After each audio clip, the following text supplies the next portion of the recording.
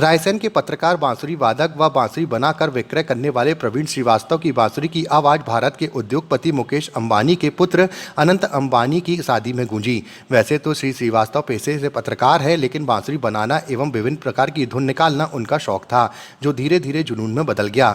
आसाम से बांस बुलाकर धीरे धीरे उन्होंने बांसुरी बनाना शुरू कर दी। अब देश के बड़े बड़े कलाकार उनसे बांसुरी खरीदते हैं और विभिन्न धुन निकालते हैं। ऐसे ही छत्तीसगढ़ के एक कलाकार दिव्यांश श्रीवास्तव उनकी बनाई हुई बांसुरी के दीवाने रहे और इस बार दिव्यांश को मौका मिला अनंत अंबानी की शादी में बांसुरी बजाने का। उन्होंने वही बांसुरी बजाई जो श्रीवास्तव ने बनाई थी। श्रीवास्तव की इस उपलब्धि पर कायस्थ समाज के द्वारा उनका सम्मान भी किया गया। गर्व महसूस हो रहा है, इतनी बड़ी उपलब्धि मिली है और इसके पीछे उनकी मेहनत और हमारे पापा जी का आशीर्वाद भी और सब परिवार वालों की शुभकामनाएं शामिल है। आप कितना सहयोग करती हैं इनको?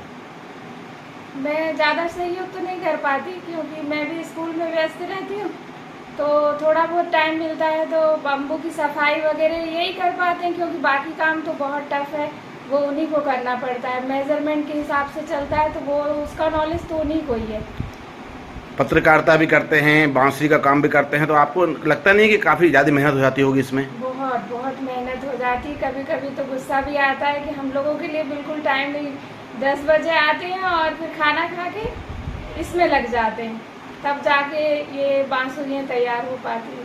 इतनी बड़ी उपलब्धि मिली है, इसके बाद अब इनको रोकेंगी या आगे बढ़ाएंगी आप? नहीं, रोकने का तो कोई काम नहीं है, हम तो उनको उत्साहित ही करते हैं कि आप करो, लेकिन कभी कभी ऐसा लगता है कि थोड़ा हमें भी समय मिले।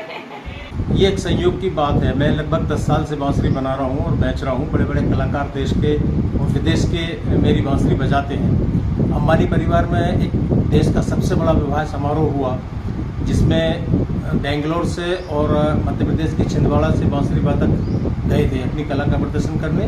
वो संयोग ये रहा कि छिंदवाड़ा के कलाकार मेरी बांसुरी लेकर गए थे। वो हमेशा से मेरे से बांसुरी खरीदते रहे हैं और ये मेरे लिए बड़ा सुखद संयोग था कि इतने बड़े वैवाहिक कार्यक्रम में मेरे हाथ की बनी बांसुरी बजी। किस रूप में देख रहे हैं इस उपलब्धि को आप?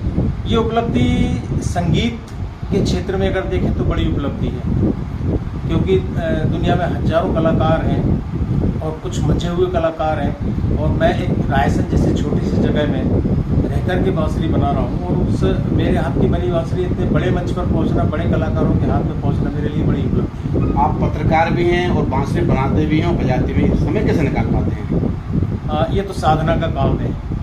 जब साधना करनी हो तो समय भी निकलता है।